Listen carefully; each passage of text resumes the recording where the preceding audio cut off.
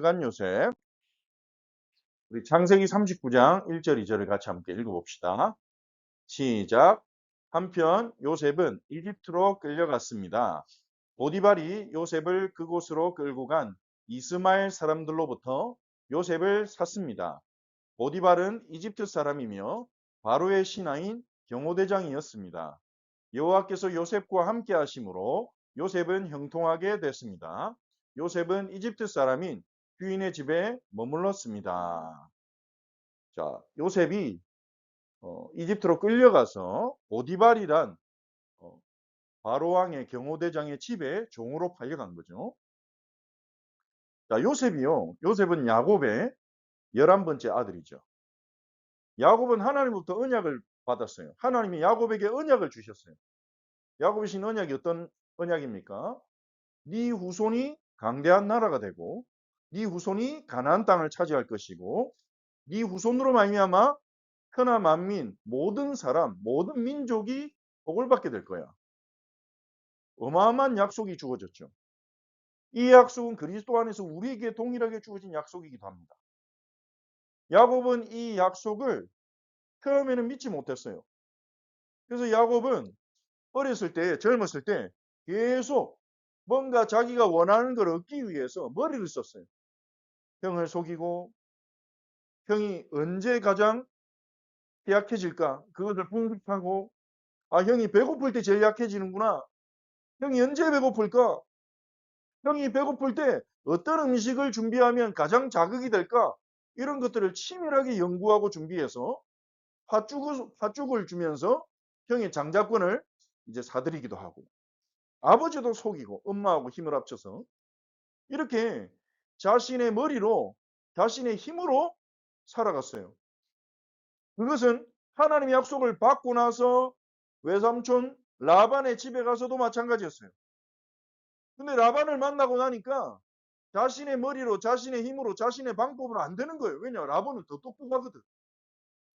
야곱보다 돈도 많고 힘도 세고 그러니까 이 야곱이 라반에게 계속 당했어요. 부인 2명을 얻고 자식들을 낳고 이러면서도 계속 라반에게 속다가 그때서야 기도하게 됐어요. 야곱이. 안 되니까. 아무리 해도 벗어날 수가 없으니까. 아무리 해도 자신의 삶이 안 바뀌니까 야곱이 하나님께 살려달라고 기도하기 시작했어요. 그랬더니 라반의 집에서 야곱이 재산도 없고 양떼도 조금씩 하나님이 채워주시는 응답을 받게 됐죠. 그러고 집으로 돌아가는데 에서를 만났잖아요. 그 에서를 만나서 위기가 왔죠. 에서가 20년 전에 원한을 잊지 않고 야곱을 해치려고 하니까 그때 야곱이 어떻게 합니까? 야복강에서 또 한 번 무릎을 꿇습니다. 이렇게 사람은요. 하나님 앞에 잘 무릎 꿇지 않아요. 기도 안 하는 게 우리의 본성인지도 모릅니다. 어떻게든 내 머리를 써서 잘해보고 싶고 나의 머리가 뛰어남을 입증받고 싶고 내 능력이 대단하다는 걸 사람들에게 인정받고 싶고 그게 우리의 본성적인 마음인 것 같아요. 야곱도 그랬어요. 근데 진짜 한계가 오니까 야복강에 엎드렸죠. 그리고 씨름하죠. 누군가와. 그 씨름에서 이기지 못했는데 상대방에서 내가 졌다. 네가 이겼다. 그러면서 네 이름을 이스라엘이라고 바꾸라. 네가 하나님과 겨루 이겼음이니라. 야곱이 그때 딱 깨달은 겁니다. 하나님이 이때를 기다리셨구나. 하나님이 이 순간을 기다리셨구나. 내가 하나님과 씨름하기를 원하시는구나. 야곱이요. 그것을 깨닫고 조금씩 하나님의 사람으로 변화돼 갔어요. 이 야곱이 가장 사랑하는 라헬은 요셉을 낳고 그리고 둘째 아들인 베냐민을 낳다가 죽었어요. 그리고 시간이 좀 지났죠. 요셉이 이제 제법 컸어요. 10대 청소년이 됐어요. 근데 야곱은 처음부터 이 라헬을 사랑했잖아요. 레아보다 라헬을 더 사랑했고 이 라헬이 어렵게 하나님께 기도해서 응답받아 낳은 아들 요셉. 이 요셉을요. 야곱이 제일 사랑했어요. 마음이 계속 요셉에게 가는 거예요. 요셉만 보면 막 기쁘고 거기다가 요셉이 똑똑하고 아버지 말도 잘 듣고 근데 이 요셉이요. 아버지로부터 언약도 잘 배우고 아빠 말도 잘 듣고 말씀도 잘 배우고 그런데 이 요셉이 보니까 형들이 이상한 거야. 형들이 자꾸 자기들끼리 술 먹고 싸우고 문제 일으키고 이러니까 요셉은요. 만남은 아버지한테 가가지고 뭐, 아빠 큰형이 이랬어요. 둘째 형이 이랬어요. 일곱 번째 형이 이랬어요. 아홉 번째 형이 그랬어요. 막 그러면서 형들이 잘못한 거를 고자질하기 시작했어요. 형들이 좋아하겠어요? 형들은요. 요새만 보면 아이 저거 진짜 꼴 보기 싫어 진짜. 거기다 아버지는 어째 저리 요셉만 사랑하는지. 거기다 어느 날 말도 안 되는 일이 일어났어. 요셉한테 채색옷을 지어서 입혔어. 이 채색옷은요. 구하기도 힘들고 특별한 의미를 가지고 있어요. 장자들이 입는 옷이거든요. 그러니까 형들이 이거 이상한데 설마 아니겠지? 요셉한테 장자권을 주신다고? 말도 안 돼. 아니겠지 그냥 이뻐서 준 거겠지. 요셉을 더욱 시기하고 질투하기 시작했어. 야곱은 자기 아들들의 마음을 헤아리지 못했어요. 자기가 그렇게 하면 할수록 요셉을 편애하면 편애할수록 형들이 요셉을 미워하는데 야곱은 그걸 신경 쓰지 않았어요. 그러던 어느 날 요셉이요 형들한테 형님들 제가 꿈을 꿨어요. 이러면서 얘기하는데 형님들 제 집단이 있는데 형님들 집단이 제 집단을 둘러서서 절을 했어요. 그러니까 형들이 아이고 멋진 꿈을 꿨구나 그러겠어요? 이것이 지금 꿈도 지같이 꾸네. 어?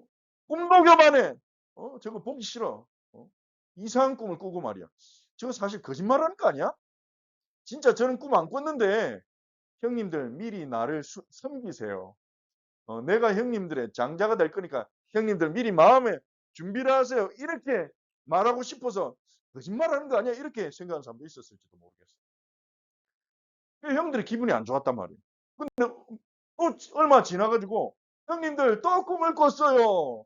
이번에는 야곱도 있는 자리였어요. 형님들 꿈에 해와 달과 11개 별이 저에게 절을 하지 뭐예요? 형님들이 11개 별? 우리가 11명이잖아. 이것이 이러면서 주먹을 불끈 쥐었을지도 모르겠어요. 근데 야곱이 먼저 호통을 쳤죠. 녀석아, 그러면 형들과 네 아버지와 네 아버지인 나와 네 어미가 너에게 절을 한단 말이냐? 야곱은 그렇게 거기 있던 사람들이 전부 다 그렇게 이해를 했다는 거죠. 해는 야곱이고 달은 엄마고 엄마들 그리고 11개의 별이 요셉에게 절을 한다. 우리가 다 너에게 절을 한단 말이냐? 그렇게 야곱이 꾸짖었지만 야곱이 마음에 딱 두었죠. 형들은요. 이 요셉에 대해서 경계하고 불안하고 믿고 이런 감정이 점점 커져갔어요. 요셉도 이때는 지혜가 없었죠. 아버지가 그렇게 자기를 사랑하면 자기가 오히려 더 겸손해야 되는데 막 요셉은 자기가 생각할 때 바른 말하고 이런 꿈꿔도 조심스럽게 얘기해야 될 텐데 형들이 듣고 기분 나쁠 거라는 걸 생각을 못한 거예요. 그러던 중에 아버지가 멀리 형들이 양의 털을 깎으러 갔을 때 요셉을 형들이 잘 있는지 보고 와라. 어쩌면 감시의 손길인지도 모르겠어요. 형들도 사고 안 치나 보고 와라. 형들이 사고를 많이 쳤어요. 특히 요셉의 둘째, 셋째 형 디므온과 레위는요. 큰 사건을 일으키기도 했죠. 그러니까 야곱으로서는 불안할 수도 있죠. 자신들의 여동생이 희롱을 당했을 때 세겜 족속을 찾아가 가지고 속이고 그것도 속이고 거짓으로 할례받기 위해서 찾아가 가지고 세겜 족속을 멸했죠. 그래서 야곱의 집안이 가나안 족속부터 공격받아서 없어질 뻔한 사건도 있었어요. 야곱이 베델로 올라가서 기도 운동에서 하나님의 은혜로 위기를 벗어나긴 했는데 야곱의 마음에는 그 형들에 대한 불안한 마음이 계속 있었을 거예요. 요셉이 아빠가 준 채색옷을 딱 입고 이렇게 형들을 찾아서 갔단 말이에요. 형들이 딱 보는 순간 야 꿈꾸는 자가 오네. 근데 아무도 없네. 아무도 보는 사람 없네. 우리 11명 형제밖에 없네. 멀리 떨어진 곳이었어요. 이때 형들이 말하기 시작했어요. 누군가인지는 모르겠는데 저 요셉을 죽여도 아무도 모르겠구나. 여기서. 끔찍한 일이죠. 아무리 엄마가 달라도 어릴 때부터 같은 아버지 밑에서 자란 형제인데 죽이고 싶을 정도로 증오가 생길 수 있을까요? 그런데 역사적으로 보면 형제 간에 친형제들 간에 이 골육상잔이라고 하죠. 서로 해치고 죽인 일이 없었던 건 아니었어요. 그만큼 사람의 마음은 악하게 될 수 있는 거죠. 죽이자. 그래서 옷을 빼앗고 막 죽이려고 했어요. 그때 큰형 르우벤이 우리 형제인데 죽이지는 말자. 아버지 쓰러지신데 큰일 난다. 구덩이에 집어넣자. 그 구덩이에 넣고 잠깐 어디 갔다가 돌아와서 자기가 풀어줄 셈이었어요. 몰래. 근데 르우벤이 사라진 사이에 딱 이 10명의 형제들이 있는데 구덩이를 가두고 저 멀리서 미디안 상인들이 지나가는 거예요. 그 중에 형제들이 말했죠. 저 상인들에게 팔아버리자, 이 녀석. 저 미디안 상인에게 팔아버리면 저 멀리 이집트까지 데려가 버릴 거야. 그러면 다시는 만날 일 없어. 아버지한테 죽었다고 하자. 그럼 돈도 벌고 좋잖아. 그래서 살려달라는 요셉의 애원을 무시하고 미디안 상인들에게 팔아버렸어요. 그리고 루벤이 돌아오고 나서 늦었죠. 그리고는 그래서 이 미디안 상인들이 도단이라는 지역, 여기 갈릴리에 가까운 이 도단이라는 지역에서 저 멀리 이집트의 헬리오폴리스까지 여기까지 요셉을 끌고 데려간 거예요. 요셉이 얼마나 힘들었을까요? 비행기를 타고 마차를 타고 편안하게 가는 여행이 아니에요. 노예로 질질 끌려가지고 간 거예요. 얼마나 힘들었을까요? 이 힘든 시간 동안 요셉은 무슨 생각했을까요? 왜 나한테 이런 일이 일어났지? 형들 어떻게 나한테 그럴 수가 있지? 이건 말도 안 돼. 형들이 밉기도 했다가 복수하고 싶은 마음도 들었을 수도 있겠죠. 어떻게 나한테 이럴 수 있어? 내가 왜 이런 고생해야 돼? 내가 뭐 잘못했어? 근데 원망만 하지는 않은 것 같아요. 요셉이 이 시간에. 하나님의 은혜가 임한 거죠. 요셉은 하나님을 바라보기 시작했습니다. 내가 믿을 분은 하나님밖에 없다. 아버지도 나를 못 도와준다. 가족도 없다. 나는 이 먼 이집트 타국에 끌려가는데 나는 혼자다. 어느 집에 갈지도 모른다. 내가 믿을 건 아무것도 없다. 그런데 그때 아마도 마음에 하나님의 약속이 생각났을 거예요. 그런데 하나님께서는 이 일을 막지 않았잖아. 하나님은 우리 아버지 야곱에게 약속했잖아. 네 씨로 말미암아 천하 만민이 복을 얻게 한다 했잖아. 내가 그분의 씨잖아. 내가 그분의 자녀잖아. 그럼 하나님이 나를 향한 계획이 있을 거야. 우리 형들을 향한 계획이 있을 거야. 나를 향한 계획이 있을 거야. 난 아직 모르겠어. 뭔지. 왜 나를 잡혀갔는지 모르겠어. 하지만 내가 믿을 분은 하나님밖에 없어. 우리 아버지에게 약속하신 하나님. 우리 아버지한테 얘기 많이 들었어. 어렸을 때. 우리 아버지가 어릴 때는 거짓말하는 사기꾼이었는데 속이는 자였는데 발꿈치 잡는 자였는데 하나님은 그분의 이름을 이스라엘로 바꾸고 그 자기를 해치려는 형 에서에게서 구원했어. 우리 할아버지 얘기도 들었어. 우리 할아버지 이삭은 겁도 많고 연약한 분인데 그런데 그분이 땅을 팔 때마다 샘을 얻게 하셨어. 우리 증조 할아버지 아브라함 얘기도 들었어. 아브라함은 대단하죠. 아버지, 할아버지, 증조 할아버지가 대단하죠. 언약의 가문. 우리 증조 할아버지 아브라함은 75세 때 하나님 만났는데 100세 때 아들을 낳게 하셨어. 그리고 그분이 이 바로왕 이집트에게 아내를 빼앗겼을 때도 하나님은 지켜줬어. 그 증거들, 아버지로부터 들었던 증거들, 하나님 역사신 증거들, 그분의 약속, 이게 요셉에게 생생하게 마음에 떠올랐을 거예요. 요셉은 기도하기 시작한 거죠. 그래서 이 야곱은요, 이 형들이 동물의 피를 요셉의 옷에 묻혀가지고 갖다 주니까 진짜 자기 아들 요셉이 죽은 줄 알고 아이고 요셉이 죽다니 나도 죽어야겠다 이러면서 막 통곡을 하고 너무 힘겨워했어요. 근데 야곱이 모르고 있는데 하나님의 약속은 요셉을 통해서 성취되기 시작했어요.